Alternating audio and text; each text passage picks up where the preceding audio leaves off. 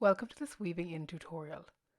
So the ends we're going to weave in one set horizontally along a garter edge, one vertically along a garter edge, and then we're going to see one where we hide it in the back of a piece of stocking stitch in the middle of the work. So in this case we're going to start with this tail and we're going to sew this in horizontally.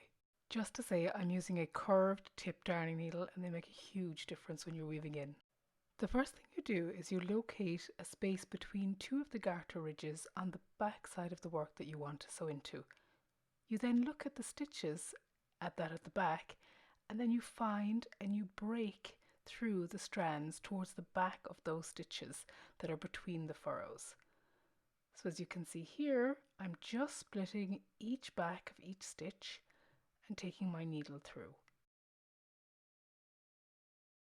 So if we come a little bit closer, you will see exactly where I have split all of the stitches along the back. I'm now going to take my thread all the way through there and pull through the tail end. I normally go in about 1 inch to 1.5 inches. It depends on how slippery the wool is. I then turn my work, go through one of the loops of the stitch, and I work back about halfway back using the same method.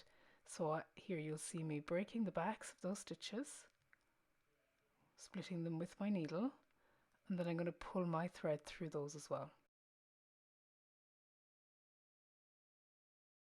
I usually come about halfway back in terms of the length I cover on the way back. The next thing I do is I bring through my thread and I keep a little tiny loop of yarn where I change direction.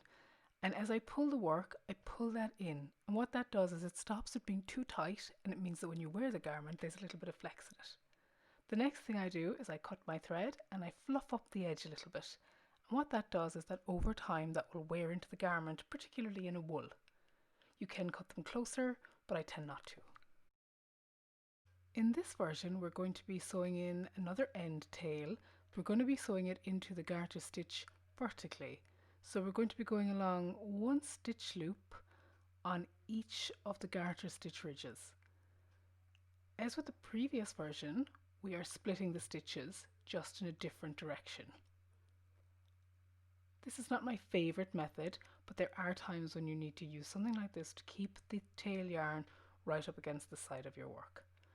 You see here that I pull my thread through the loops, not too tightly as we did in the last version, and then again I turn my work and I'm going to come back about halfway again. I pull through my tail, again leaving a small bit of a loop at the end where I turn to make sure that there's a little bit of, so the garment has a little bit of stretch in it, and then I give it a little pull. You clip the end and you fluff it up like you did in the previous method. It is not the prettiest method and it is definitely not as subtle as the other, but there are occasions on which it is useful. Now we are going to look at what would happen if you were sewing in a thread to the center of a row in the back of a piece of stocking stitch. So it's important to know here what your stitches look like. So they go up, down and around the other stitches above and below them. And that's really important when you're sewing in here because that is where you're going to follow the stitches through. First thing I'm going to do is I'm going to put in this thread as if it were a tail. And now to sew in the end, you take the tail along the backs of the next set of stitches. You follow the direction of the stitches all the way along for about 1 inch. I'm not going to do a full inch here. This is a really useful method if you are closing a hole between yarn joins. If you're doing this, you take the yarn that you finished with and you bring it forward along the knitting, and you take the yarn you started with at that point and take it back.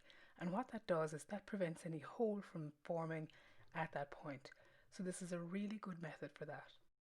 Once you've woven in as much of the tail as you want to, you do what you would do on the others. You cut that thread and then fray it a little bit. And you can see here in the front of the work that it's really quite neat and you can't really see it. This is also true if you use a different colour at the back because it sits behind the stitches. And that's one of the most important things when you're using this method, is to make sure that you are following behind the stitches.